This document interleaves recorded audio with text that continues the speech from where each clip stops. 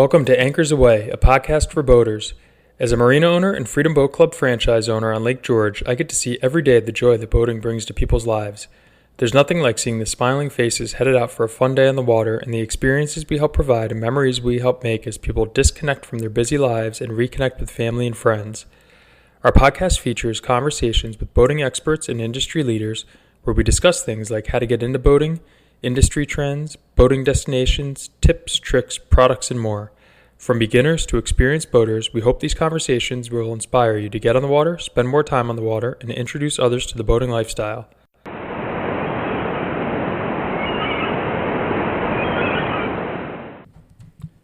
Alexander Watson is an entrepreneur, adventurer, and lately an author. With his wedded partner Dale Harris, Alexander rescued his family business, a furniture studio, built a portfolio of rental properties, and then sold it all to restore a vintage motor yacht and travel the Rivah. Watson's book, River Queens, Saucy Boat, Stout Mates, Spotted Dog, America, tells of their escape from the urban jungle and passage through the nation's midsection, full of stories from the finding of the boat to the characters they met along the way to the challenges presented on the river. Their boat, Betty Jane, a 45-foot wooden motor yacht built in the height of the Korean War, is hardly an extravagance. It is an obscenity. Promoted as part of Chris Craft's Freedom Fleet for 1955, it had all the conveniences of a well-appointed home at twice the cost. She had fitted carpets, polished mahogany paneling, an en-suite for the owners, and quarters for the crew. The journey starts with an over-the-road transport from Lake Texoma, the impounded Red River on the Texas-Oklahoma border, to Applegate Cove Marina on the Arkansas River, 100 miles south of Tulsa, Oklahoma. The journey ends at Cincinnati, Ohio on Labor Day weekend 2009. Alexander is primarily the deckhand. He's better able to shimmy down docks and throw lines. He swabs the deck, shines the brass, paints, plumbs, and does carpentry. His upbringing in the world of fine furniture and interior design gives him an intrinsic understanding of fine joinery and finishing. We discuss how Alexander got into boating and specifically how he and Dale decided to take this journey. The book is full of colorful characters and vivid experiences from their time on the water, and though you get a sense of it from our conversation, we very specifically left a lot of the book in the book so that you can pick it up and give it a read. Enjoy.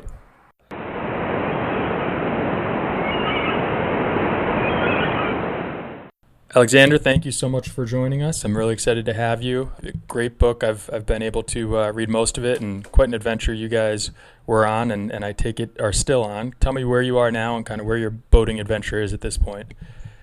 Our boating adventure is around Aurora, Indiana, which is about an hour's drive south of Cincinnati, where we keep an apartment.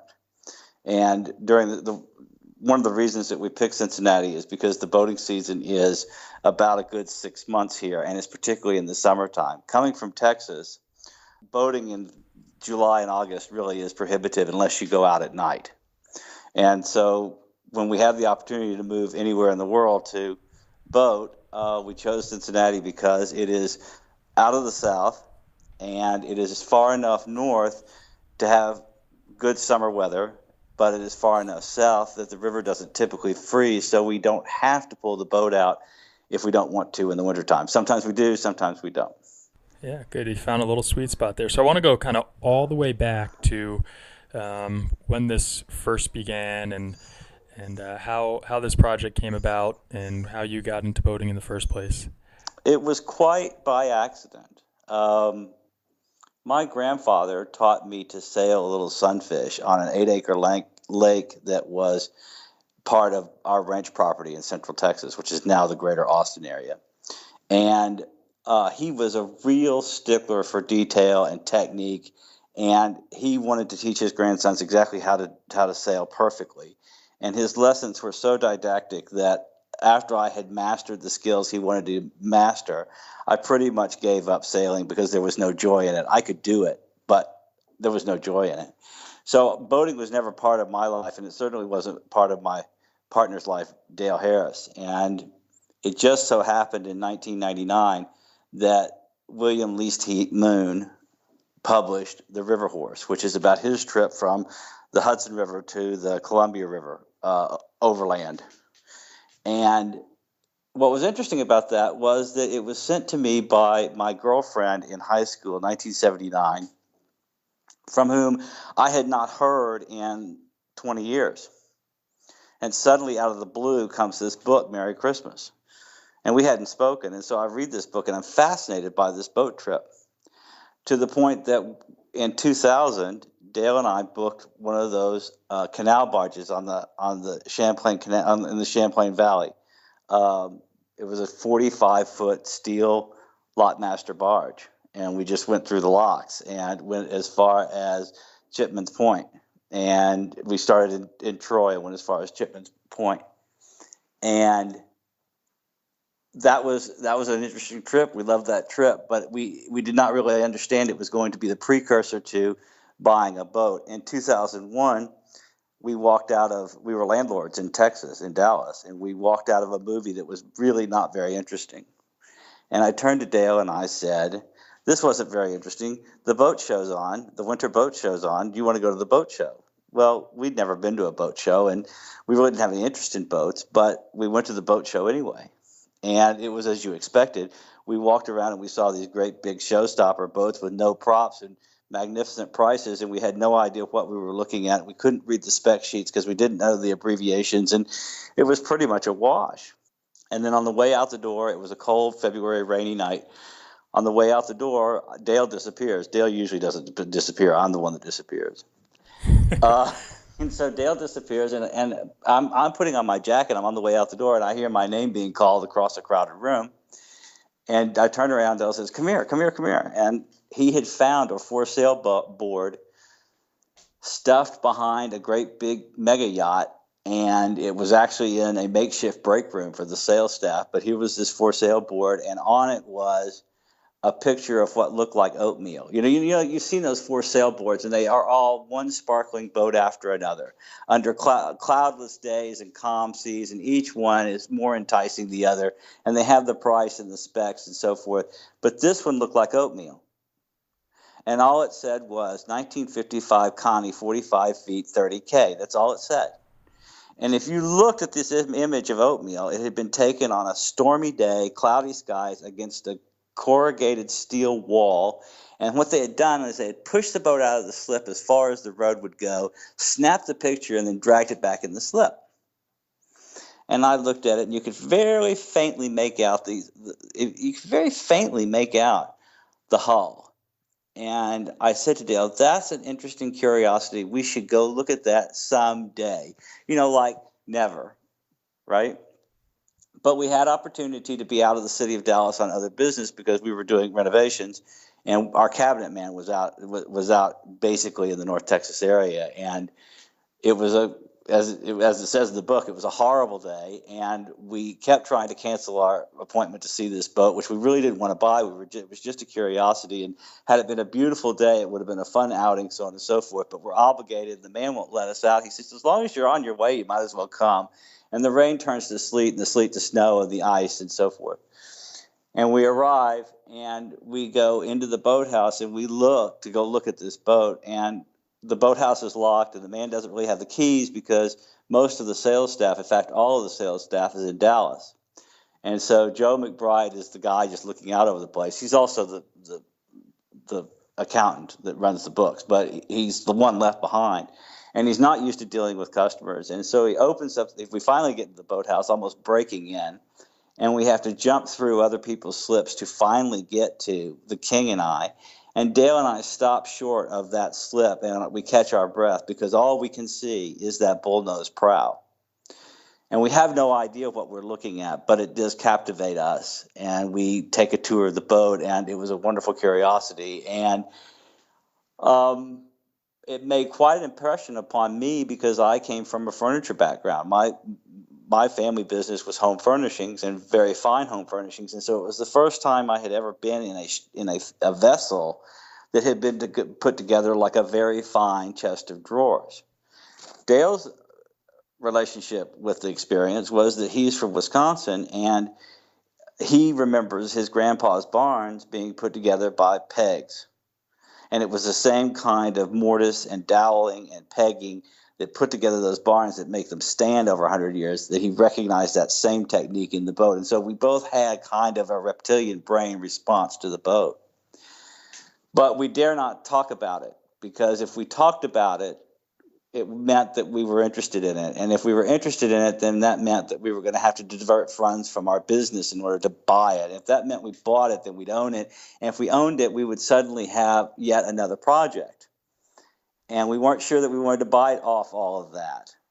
And so we just, on the drive home, which was 90 miles from Texoma to Dallas, Texas, was a very quiet drive home. And we didn't really talk about it. We didn't talk about it at all for about 6 days. And finally, I turned to Dale over breakfast and said, we have got to call the salesman and tell them something. I mean, they've gone to all this trouble to show these two landlubbers this boat, and we owe them at least a call to say thank you very much for your trouble, but we're not interested, and so on and so forth. And the more we talked about it, the more we sold ourselves the boat. And we went out and we looked at it several times. And in the process of looking at it, the salesman, Jim Arney, was very eager in not selling us a boat, and particularly not selling us that boat. He wanted to sell us a new boat. He wanted to sell us a fiberglass boat. He wanted to sell us any boat. But we were pretty, it was that boat or no boat, because we didn't have to have a boat. We didn't need. Right. You weren't necessarily in the market And for we're not a boaters. boat. We do not know what we're missing because we don't know what we don't have.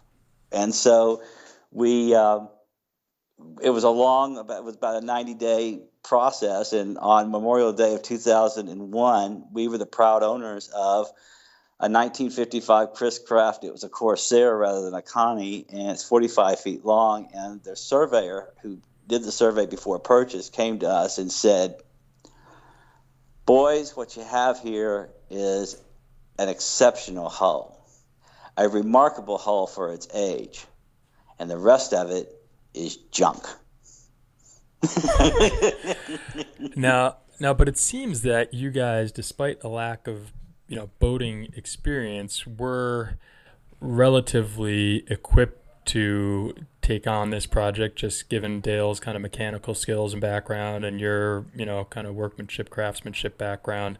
You guys had skills that I think a lot of people might not, to make this somewhat palatable, or did you not? Did you really have no idea what it was going to turn into?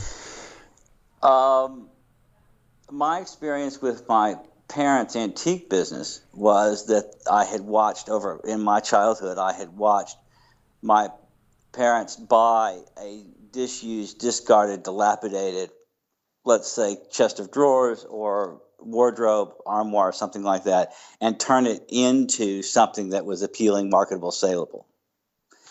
So I guess I had that understanding of looking past the 2 years' worth of accumulated grime and all of the problems and the stench and so on and so forth. And Dale had grown up with an electrical engineer. So over the dinner table, he understood electricity, and they rebuilt the family car's engine as it needed to be done because they kept cars forever. So we had those experiences, and I have to admit that when we were landlords, we were doing renovations on our units. But having said that, the renovations, the cosmetic renovations that one does to a rental property does not really compare to the quality and the level of craftsmanship that a wooden boat requires. Fortunately, we had read Nigel Calder before we bought the boat, and Nigel Calder was our Bible while we were doing the renovation, because that book told us exactly what it had to look like and how to do it as far as the mechanicals are concerned. The restoration of the hull and the woodwork and so on and so forth, we happened into a bit of luck, which has been the entire theme. If this whole project should have a theme, it is luck and the charity of perfect strangers, because the boatwright who had kept that boat afloat for 20 years was about to retire. And he came to us privately, and he said, boys, I'm fixing to retire, and I'm going to go to Colorado where there ain't no boats, and I'm going to take my fifth wheel, and I'm going to take my wife, and I'm going to die up there. And there is no reason why what I have learned should die with me. And so we arranged for 30 days to stand side by side, shoulder to shoulder to him, while he did the various repairs that the purchasing survey had revealed. Several planks had to be replaced, and the transom had to be rebuilt, and so on and so forth. And the keel cap was rotten. So there were some really major projects there. And Dale and I just stood there like his shadow and watched what he did. And he told us and he taught us. And for 30 days, we just had this 8-hour every day tutorial on this is a wooden boat, and this is what you have to know to keep it afloat. So it was a very, very lucky coincidence. Kind of like an apprenticeship, and that was with clay, right? That was with clay burns, Yeah. right? Exactly. And so, you touched on something there, just the kindness of strangers and all that. And it seemed like there were a few key characters along the way that helped you get the boat running, helped you keep it running, and also helped provide a lot of entertainment.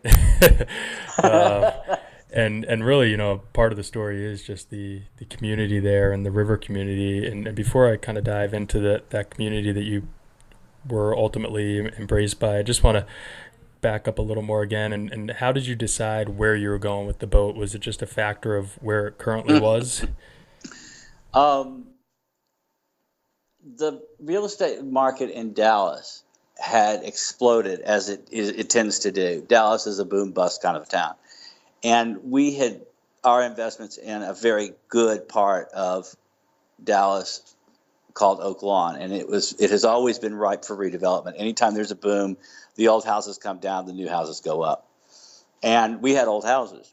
And so it was getting to a point with the housing bubble and with no doc loans that my tenants could afford to buy properties cheaper than they could rent from me. And so there was a great exodus out of the rental market into the home buying market. And so we were suffering vacancies. At the same time, the value of our property was escalating, which meant the property taxes were going up. So those two things coming together really kind of squeezed us out. I mean, our business model matured about 15 years early, or earlier than our projections. And so it just came to a point where a man came to me and offered us a great deal of money for our entire portfolio. And there was no way to say no. There was no way to say no. And so we had this opportunity to leave Dallas, my hometown, and I was standing on the balcony of our apartment, and I could see where I had been born. And I had said to Dale, I turned to him and I said, "That's just not right. I mean, I have always lived about a half a mile from this one place, and so I want to go live somewhere else. And we have this boat, and we have no reason to stay in Dallas, Texas. So why don't we take this boat on the river trip, on the rivers?" And he said that would be fine, with one condition and one condition only, and that was that we leave the South, because Dale was a transplanted Wisconsinite to Texas, and he just I mean, it was fine. He had lived there 20 years, 30 years, had acclimated to the community. He was about a part of the musical community there and so forth, but he didn't like the heat. And so I was so game to go anywhere. I said, sure. And the short list was Chicago, Montreal, and Cincinnati. Montreal, the voting season is 3 days long, as you know. Yep. Chicago, you cannot get a covered slip, and Betty Jane has to have cover anywhere closer than probably Green Bay, if then. So that's not really Chicago. And so Cincinnati, as I said, was the perfect place to land. So the requisite was we'll go wherever we can as long as we're out of the South, and Cincinnati is just barely out of the South. So you get the apprenticeship with Clay there, and then you're ready to move on to the next stop, and you call up a gentleman named Elon, and talk me through that experience and what the next stretch of boat ownership and boat restoration was like there. Alan Carpenter was the operator of Applegate Cove Marina in Sallisaw, Oklahoma. And our only experience of boating, our one sole experience of boating of our own, was on Lake Texoma. And Lake Texoma is the drinking reservoir for most of North Texas, Dallas specifically, and parts of southern Oklahoma. And it is a flooded Red River. It is the flooded Red River, impounded Red River. And so it's not like a lake like Lake George. It's a lake that's really just a flooded bunch of ravines, and it's a very snaky river, and It's 30 miles long and 30 miles in any direction, but it's not a huge body of water. What distinguishes it from the river, we learned after the fact, is that it is ringed with marinas, full-service marinas with bars and restaurants and service bays and technicians and mechanics and resources and retail shops for clothing and bikini wear, and they're resorts. And it rings the lake, and so if you're ever in trouble, you either send up a flare or call on the radio or you call on the telephone, and there is somebody there PDQ. So we decided to leave Texoma after having been on the lake. We bought the boat in 2001. We left in 2008. So we had boating experience as far as the lake was concerned, but the lake also has really no submerged hazards because they've pretty much been cleared out or beautifully marked. And so we call Alan Carpenter and arrange for him to take the boat out of Texoma and take it to Sallisaw, Oklahoma, which is coincidentally just under the 300-mile limit, which require a resurvey before launch. Over 300 miles, we'd have to resurvey before launch. Under 300 miles, we don't. So that worked out. Was that strategic, or was that a happy coincidence? That's insurance. Well, the insurance put the binder on it, right? And it narrowed the choices because the Arkansas River, which is the closest navigable river because the Red River is impounded and it's not really navigable below, the Arkansas River has 3 travel lifts on it, one at Sallisaw, Oklahoma, and the other 2 at Little Rock. And Little Rock was beyond the 300-mile limit. So Sallisaw was pretty much, if we were going to go, that's where we were going to go. And Sallisaw, Oklahoma is the crossroads of US 59 and Interstate 40. And it's a wide spot, Interstate 40, where there's a Walmart and all the satellite retail that goes with the Walmart, an Indian casino, and a truck stop. 10 miles south of that is the Applegate Cove because the town is 10 miles away from the river. And Applegate Cove is a flooded cove that was flooded by the McClellan Kerr River Project in the 70s. And it would not be there if Lock 15 weren't there to impound the Arkansas River to make Kerr Lake. And that little basin filled up with water. And that basin is big enough to have about 100 slips, a travel lift, a work barn, and a camp store. And that is what there is for Betty Jane, 45 feet, between Tulsa, Oklahoma, and Little Rock, Arkansas. And so Alan picks us up early in the morning, and we had deferred a great deal of maintenance on Betty Jane because we did not know whether she would go over the hard at all, go over the road at all, because she had been shipped down from Algonac, Michigan, in a cradle on a rail car, and then launched into Lake Texoma just after it was filled. So she had never gone anywhere over the road, and we were not going to invest in her because she may have fallen to stage by the side of the road. We didn't know if she'd make the trip or not. So Alan picks her up, takes her one morning, and drops her into the Arkansas River, where she floated beautifully because she'd only been out for a day and she hadn't dried out. The process of getting Alan involved was that in the summertime of 2007, Dale and I went scouting marinas, and we called on Applegate Cove, and Alan was on the transport. His wife, Rhoda, was holding down the fort, and we met Rhoda, and she was very nice, but she was really more interested in her brand new gas stock, and she would answer our questions, but she would not commit for Alan, and she invited us to look around the marina. But at the end of the conversation, it's a very Southern way of saying, but she said, I think it'll all be just fine, but you're going to have to ask him. And she's a lovely lady. And we waited until Christmas when the transport business finally died down, and we went back up to Sallisaw and Applegate Cove, and we sat down with Alan Carpenter, who is, God, he had to be 6'6" if he was an inch, and just a big bear of a man, nicest guy. Sat down. Alan made Toll House cookies and coffee for us, and Alan sat in the sofa, which he took most of the sofa, and we just walked through what we wanted to do and what we needed, what kind of support we needed to configure the boat from lake cruising to river cruising. And one of the problems was that the transmissions had been put in backwards, and that was done way before we had bought the boat, and we knew that there was something wrong with them. We learned finally that they ran backwards, which is like driving a car in reverse all around town. It'll go, but not very fast and not very long.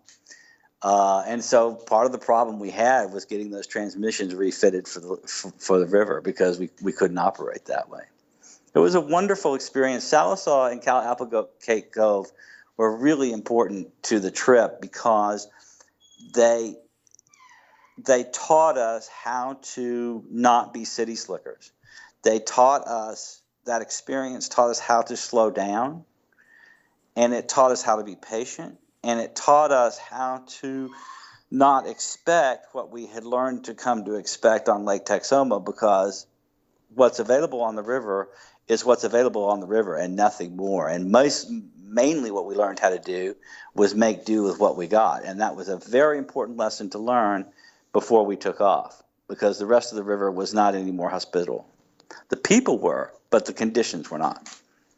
What was the biggest challenge as far as operating that boat, going from the lake to the river and going through locks and having different maybe situations that you hadn't encountered on the lake?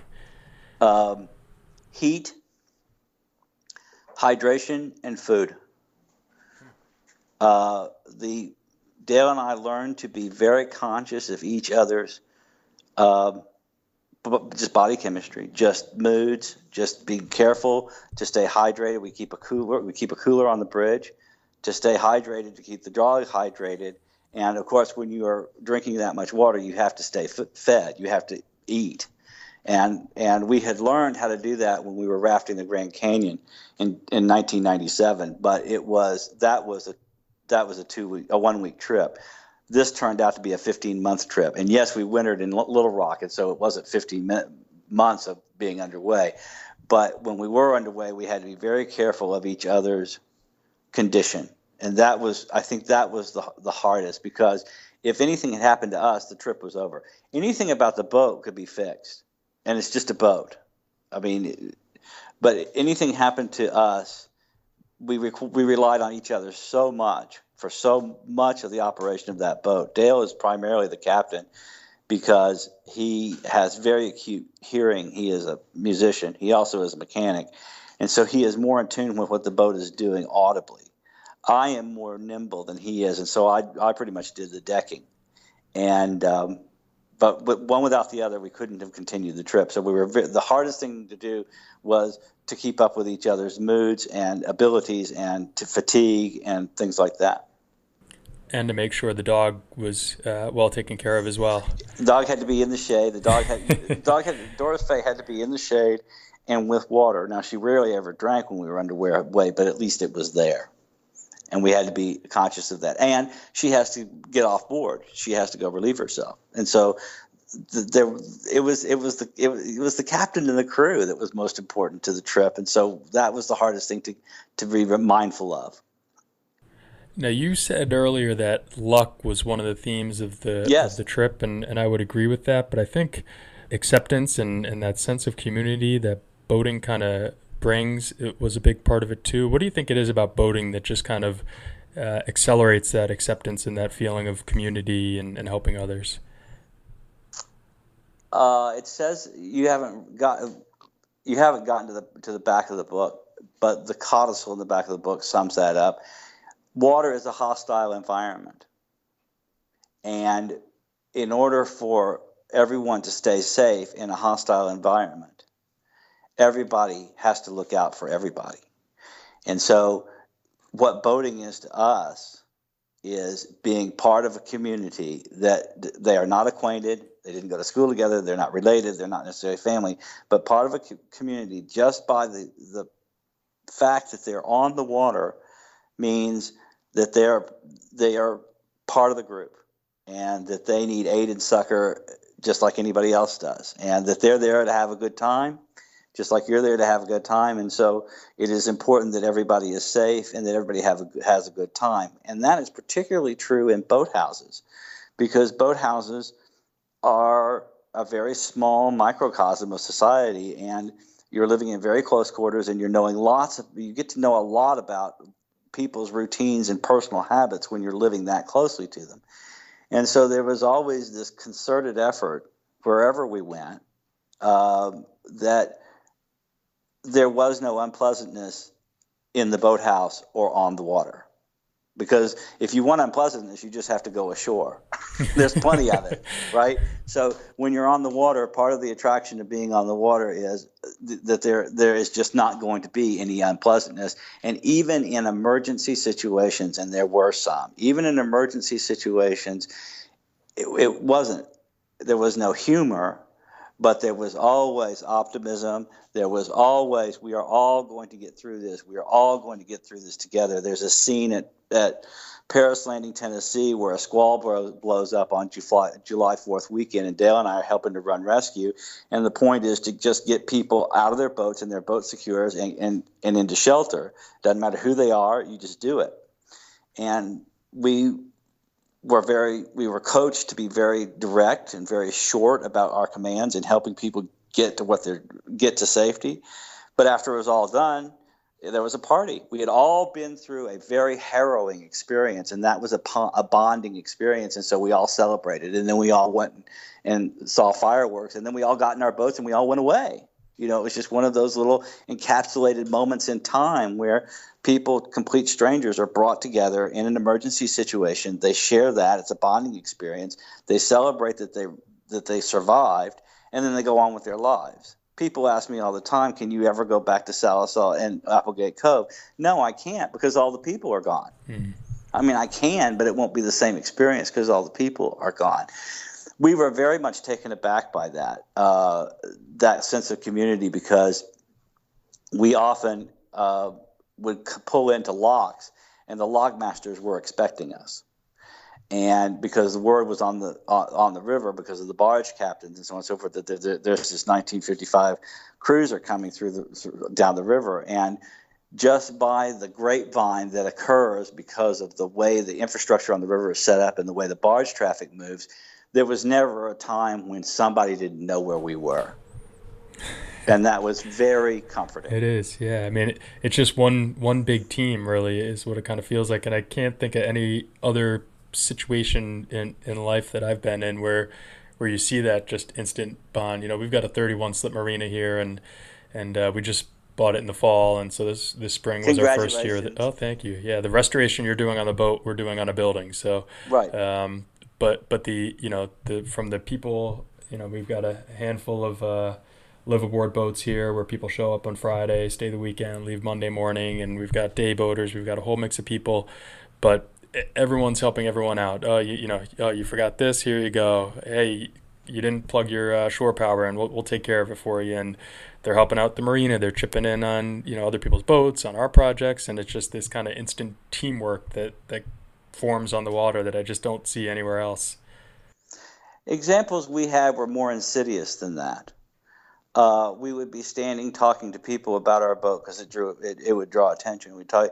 And somebody would walk down the quay or down the pier, and they would just press cold bottles of water into our hands. I mean, it was just like, you're obviously hot and thirsty. You're obviously talking to other boaters. You obviously must be thirsty. And they would just walk by, and they wouldn't interrupt. They just press cold bottles of water into our hands. Or we'd go do an errand or something, and we'd come back, and there would be fresh fruit on the deck. Or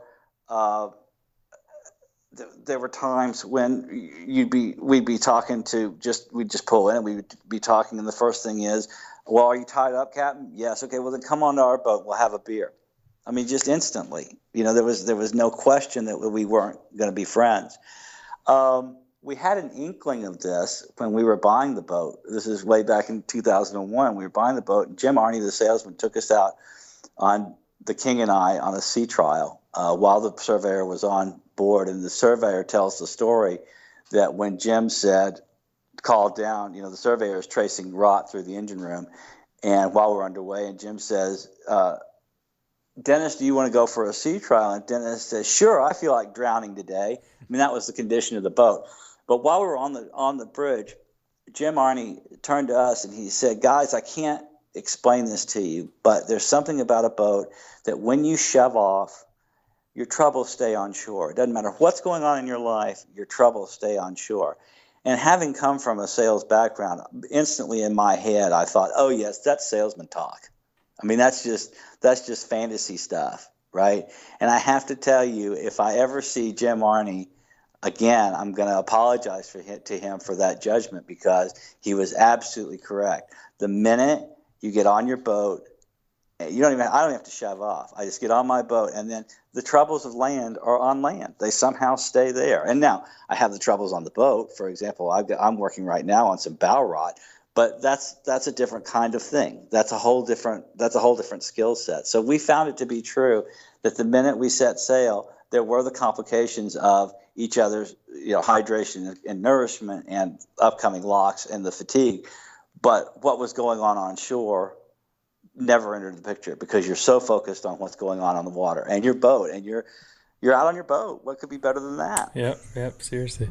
So what's next for you? I know you're still active with the blog, you're posting videos, you're involved with some antique boat museum things. What's kind of next for you over the next year, next couple of years in your boating life here? Well, that's interesting. My editor is very interested in what's my next book, and so I'm working on that. There's been so much in the book about my mother and how she shaped me, and how her voice comes back to me during these other experiences, that there's a great deal of interest in a biography on my mother, which would be something between Auntie Mame and Norma Desmond from Sunset Boulevard. But as far as the next year is concerned, Dale and I fantasize that we will take a trip up to Pittsburgh, because that's another 500 miles. And we have done, Cincinnati is about the halfway mark for the Ohio River, between the Mississippi and the split in Pittsburgh. So we fantasize that we'll take that 500 miles in the boat, just so that we have bragging rights. And whether there's a book in that, I don't know, because most of the discovery about boating and how that came to us and what we discovered in boating is pretty much covered in River Queens. So I don't know that will be a book. Right now, today, I have bow rot, and I have just pulled the bow rail and done this and redone the substrate and redone the planks and just put the bow rail back on. And that little 10 seconds of what I've been doing is actually a month's worth of work, because the great joy for us, is certainly taking long trips and certainly being out on anchor for the river, but on the river. But the great joy for us is keeping this restoration inoperable work. Mm-hmm. So there were very important people that passed down some very important knowledge and skills to you. Do you have any advice for someone that might now be considering a restoration project or an exploration of different new areas, or anything similar to what you guys did? My mother preached and lived that the only thing you regret in life are the things you do not do. And so I think that sums up my experience with boating, is that if you don't go, you can't know.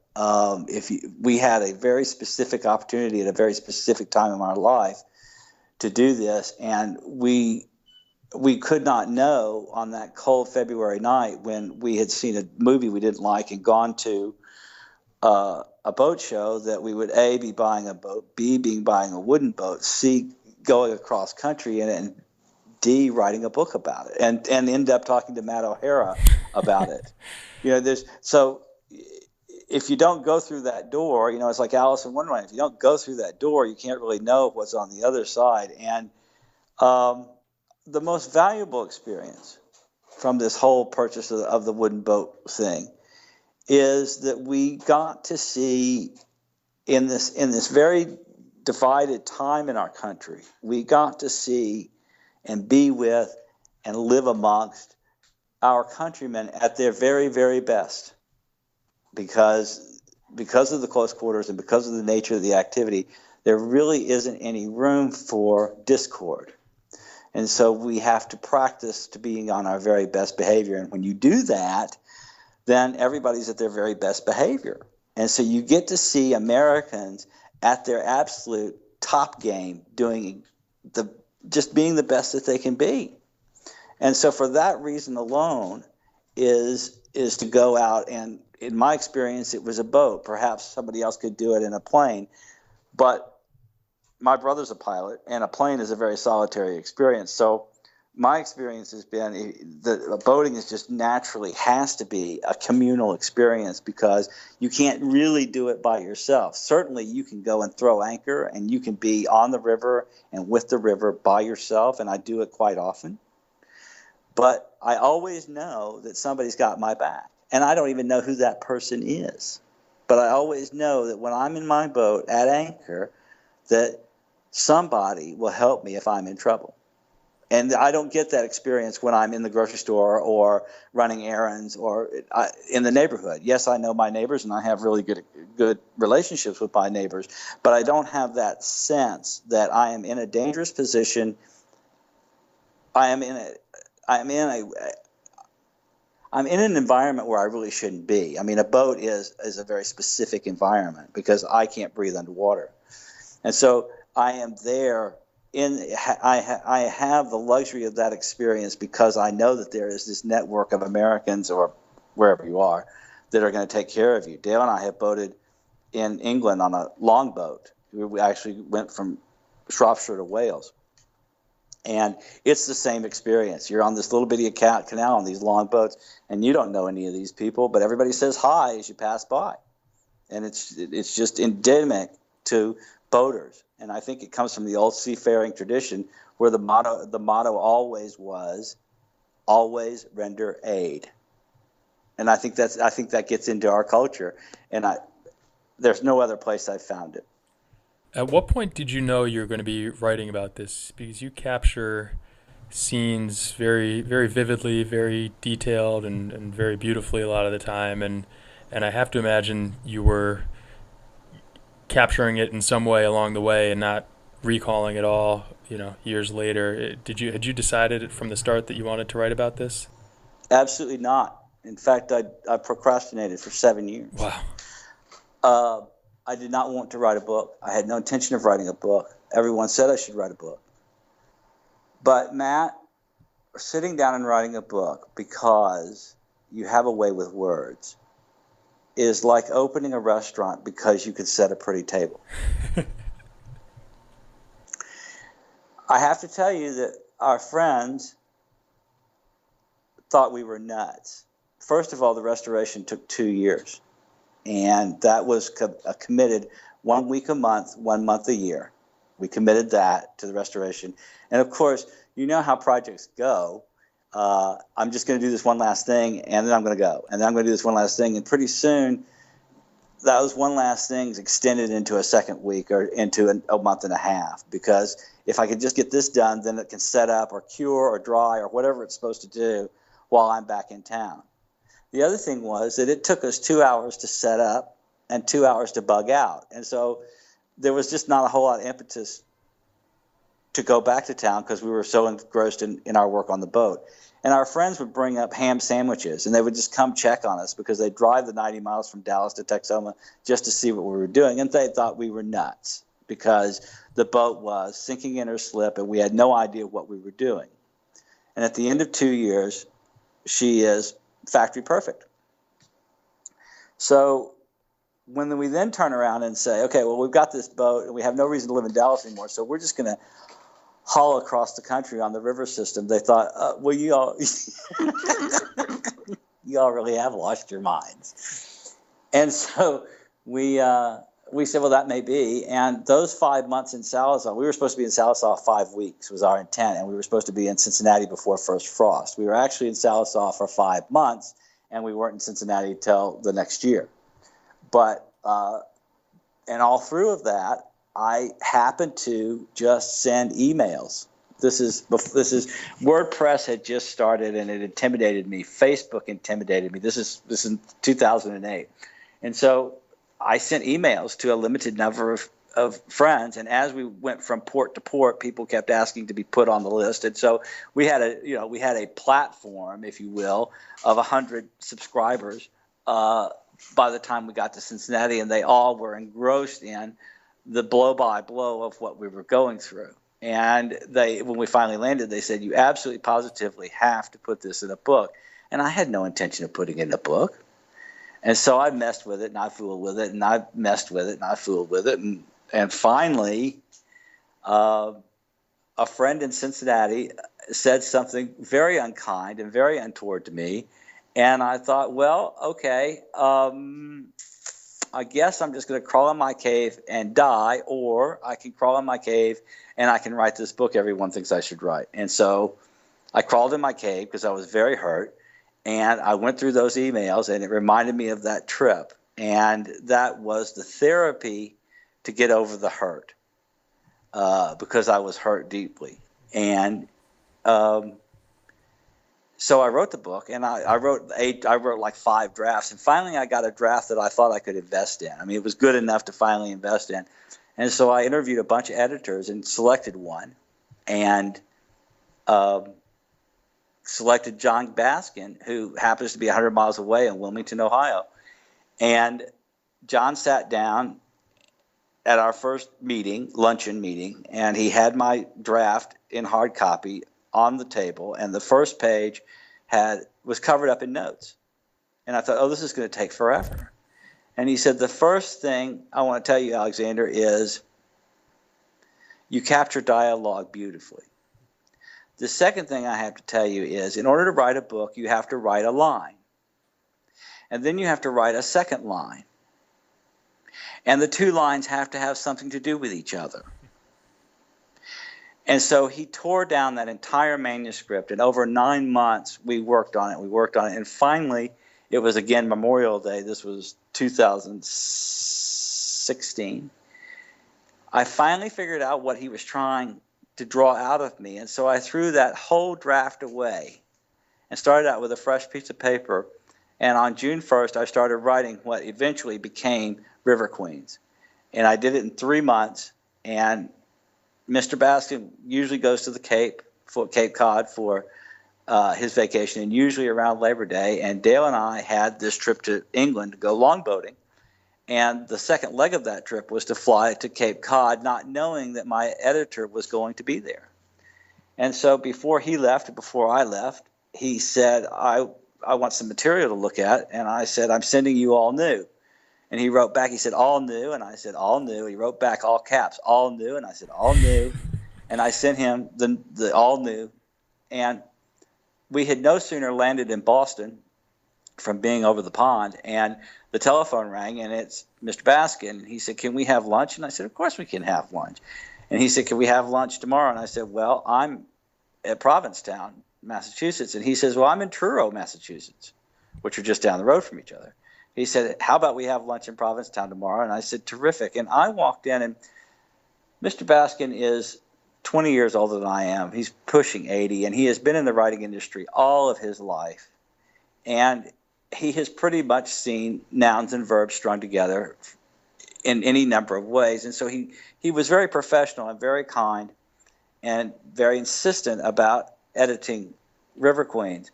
But he never, ever showed a great deal of abject excitement. He was always very kind of clinical about it. And I sat down at lunch, and he reached over and he pounded me on the shoulder, and he said, nice work, kid.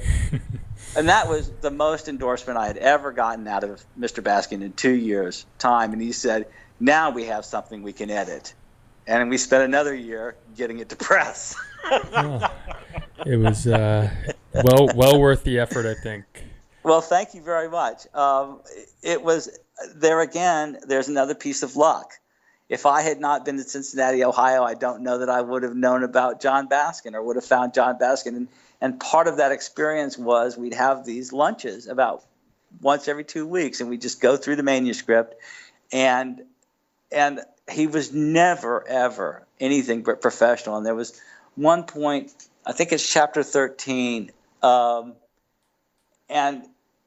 I describe a scene which I thought was most incremental and very revealing about my relationship with my life partner, my wedded partner, Dale.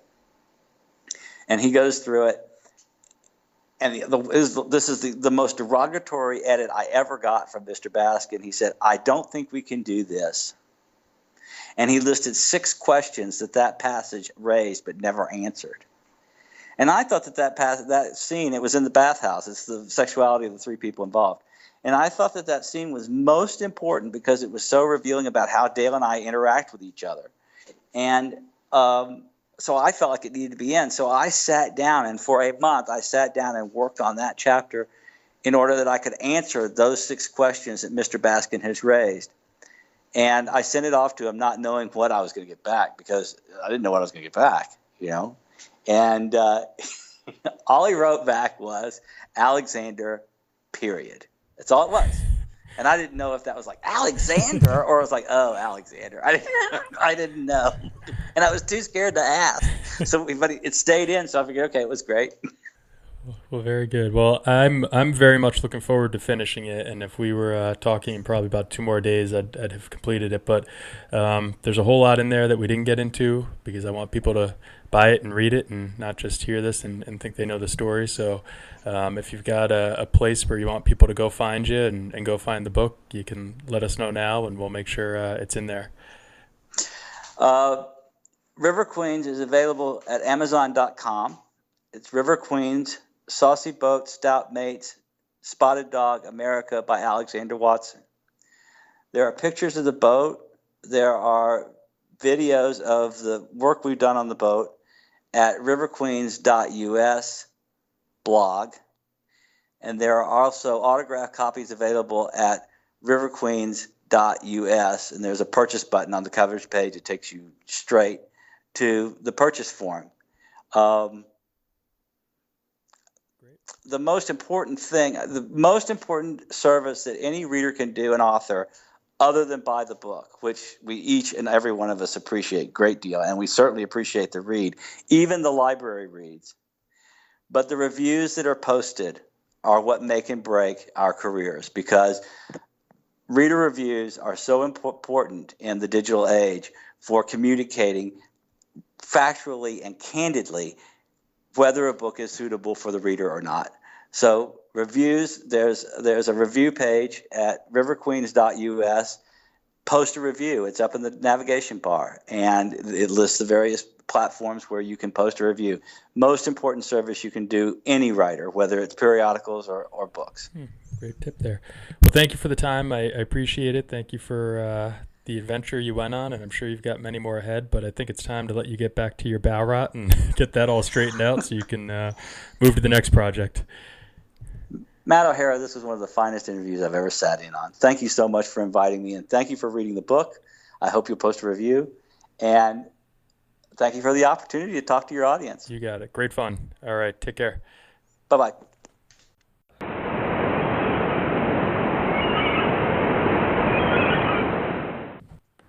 Well, I hope you could tell that Alexander is very passionate about what boating and restoring this particular boat has meant in his life, and it is amazing to listen to all the seemingly unrelated things that had to happen for this to come together. Hearing about the boat can give an idea, but to truly appreciate what they've done, visit www.riverqueens.us to see some pictures of Betty Jane and learn more. Thanks for listening. Pick up the book, give it a read, and until next time, happy boating.